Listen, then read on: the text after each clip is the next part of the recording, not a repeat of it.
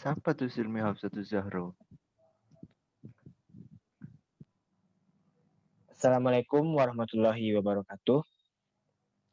Innal hamdalillah nahmaduhu wa nasta'inuhu wa nastaghfiruh wa na'udzu billahi min shururi anfusina wa min sayyiati a'malina. May yahdihillahu fala mudhillalah wa may yudlilhu fala hadiyalah. Asyhadu an la ilaha illallah wahdahu la syarikalah wa asyhadu anna Muhammadan abduhu wa rasuluh sallallahu alaihi wasallam la nabiyya ba'da amma ba'du. Sebelumnya saya berterima kasih kepada teman-teman yang sudah mau menghadiri dakwah online pada sore hari ini. Saya akan menyampaikan ceramah yang berjudul Sejarah Islam di Indonesia. Berbicara tentang sejarah, pada umumnya generasi-generasi muda ini masih kurang sadar akan sejarah dan sampai beranggapan bahwa sejarah itu tidaklah penting. Nyatanya, negara kita yang mayoritas beragama Islam tidak bisa dilepaskan dari sejarah. Islam muncul di Indonesia tidak secara cuma-cuma, melainkan melalui proses yang sangat panjang. Secara terminologis, sejarah berangkat dari bahasa Arab syajaratun yang berarti pohon. Secara terminologis saja, kata ini sudah menggambarkan pendekatan ilmu sejarah yang lebih analogis, karena menggambarkan gambaran pertumbuhan peradaban manusia dengan pohon, yang tumbuh dari biji kecil menjadi pohon yang besar, rindang, dan berkesinambungan. Oleh karena itu, untuk dapat menangkap pelajaran, maksud atau pesan-pesan sejarah di dalamnya, kita mampu memerlukan kemampuan untuk menangkap pesan-pesan tersurat sebagai ibarat. Terdapat 3 teori tentang masuknya agama Islam ke Indonesia, yakni teori Gujarat, teori Makkah, dan teori Persia.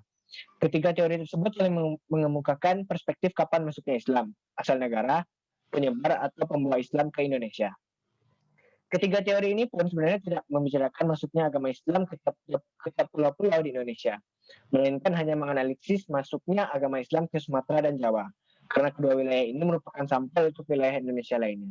Dengan kata lain, masuknya agama Islam ke pulau tersebut menentukan perkembangan Islam ke pulau lainnya. Berikut adalah 3 teori tersebut. Yang pertama yaitu teori Gujarat. Teori Gujarat mengatakan bahwa proses kedatangan Islam ke Indonesia berasal dari Gujarat, India, pada abad ke-7 Hijriah atau abad ke-13 Masehi. Gujarat ini terletak di India bagian barat, berdekatan dengan Laut Arab. Tokoh yang menyalisasikan teori ini kebanyakan adalah sarjana dari Belanda. Sarjana pertama yang mengemukakan teori ini adalah J.P. Snapel dari Universitas Leiden pada abad ke-19. Menurutnya, orang-orang Arab bermazhab Syafi'i telah bermukim di Gujarat dan Malabar sejak awal Hijriah, abad ke-7 Masehi. Namun yang menyebarkan Islam ke Indonesia menurut Snapel bukanlah dari orang Arab langsung, melainkan pedagang Gujarat yang telah memeluk Islam dan berdagang ke dunia timur, termasuk Indonesia. Yang kedua itu teori Makkah. Teori Makkah mengatakan bahwa proses masuknya Islam ke Indonesia adalah langsung dari Makkah atau Arab. Proses ini berlangsung pada abad pertama Hijriah atau abad ke-7 Masehi. Tokoh yang memperkenalkan teori ini adalah Haji Abdul Karim Amrullah atau Hamka, salah seorang ulama sekaligus sastrawan Indonesia. Terdapat fakta menarik dalam hal pelayaran bangsa Arab yang ditulis oleh T.W. Arnold. Dinyatakan bahwa bangsa Arab sejak abad kedua sebelum Masehi telah menguasai perdagangan di Ceylon. Jika kita hubungkan dengan penjelasan kepustakaan Arab kuno yang menyebutkan Al-Hind berarti India atau pulau-pulau sebelah timur yang sampai ke Cina, dan Indonesia pun disebut sebagai pulau-pulau Cina, besar kemungkinan pada abad kedua sebelum Masehi, bangsa Arab telah sampai ke Indonesia. Dan yang terakhir itu teori Persia, mengatakan bahwa proses kedatangan Islam ke Indonesia berasal dari daerah Persia atau Parsi, yang kini kita sebut dengan Iran. Pencetus teori ini adalah Husein Jayadiningrat, sejarawan asal Banten. Dalam memberikan argumennya, Husein lebih menitik beratkan analisisnya pada kesamaan budaya dan tradisi yang berkembang pada masyarakat Parsi dan Indonesia.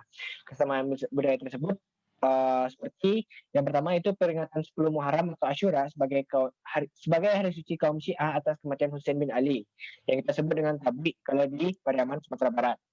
Yang kedua, tradisi lainnya adalah adat mistik yang banyak kesamaan.